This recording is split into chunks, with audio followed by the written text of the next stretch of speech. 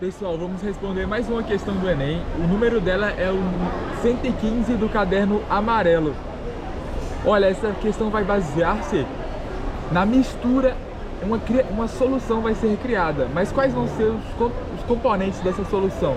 Solução é uma mistura homogênea que possui solvente e soluto. O solvente dessa solução será a água. O soluto, vamos ter dois. Vai ter o NaCl, que seria a molécula de cloreto de sódio, o sal de cozinha, e também o açúcar, que vão se juntar e fazer o soro caseiro. Vão ser adicionadas algumas colheres, 2 colheres grandes de açúcar e 2 colheres pequenas de NaCl. E aí ele quer saber, no final das contas, ele vai te dar uma quantidade, uma concentração obtida de NaCl e vai pedir quantos gramas de sódio vamos ter na solução. Quantos gramas de sódio? Então perceba que temos de fazer uma regra de 3. Ele vai dar algumas informações? Sim, informações a respeito da massa molar do NaCl, informação acerca da massa molar da molécula do elemento químico sódio, seria o Na, e vai pedir para a gente saber, fazendo 2 litros da solução, quantos de sódio, de NaCl, na verdade, vamos ter naquela solução. É isso, ele vai te dar a concentração, na verdade, do sódio propriamente dito. E aí quer saber quantos de cloreto de sódio teremos na solução. Perceba que vamos ter de fazer uma regra de 3. Vamos relacionar 2 unidades. A regra de 3 sempre vão ter 3 informações conhecidas e uma informação desconhecida. Quais são as informações que nós conhecemos? A primeira linha da regra de 3 sempre será a respeito dos valores conhecidos.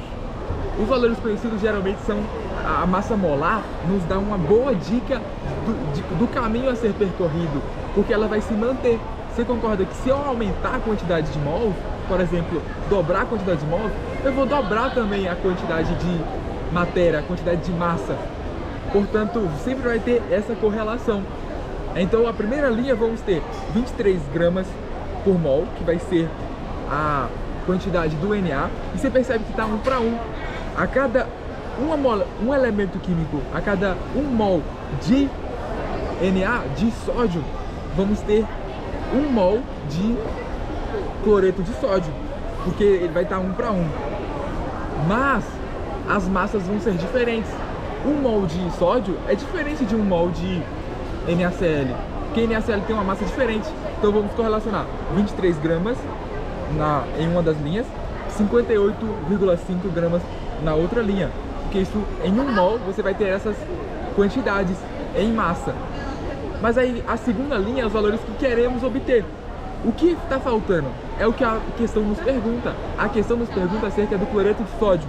Então é essa a variável, vamos colocar a variável nessa coluna, na coluna do NaCl. Do outro lado nós temos a quantidade de matéria em massa do sódio. A resposta é sim. Basta você fazer olhar, observar aquela concentração e tirar as informações suficientes. A gente tem a solução total, que seria 2 litros. 2 litros é equivalente a 2.000 ml. Então, basta multiplicar, porque ele te deu uma concentração em massa sobre volume em ml. Se você multiplicar por 2.000, você vai obter 2.800 miligramas. Se você fazer a conversão para mudar de miligramas para gramas, você tem de dividir por 1000, ou seja, retornar as casas decimais em 3, ou seja, andar com a vírgula para a esquerda 3 vezes. Aí você vai ter 2.8 gramas. Então é mais um valor conhecido, 2.8 gramas de sódio. Você vai colocar na coluna do sódio. Fazendo a regra de 3, você vai atingir o valor de 7.12. Mas, muito cuidado, porque são 2 colheres que são necessárias, 2 colheres pequenas são necessárias para ter essa massa. Mas ele quer saber o valor de 1 colher apenas. Como as 2 colheres têm a mesma medida, basta você dividir por 2.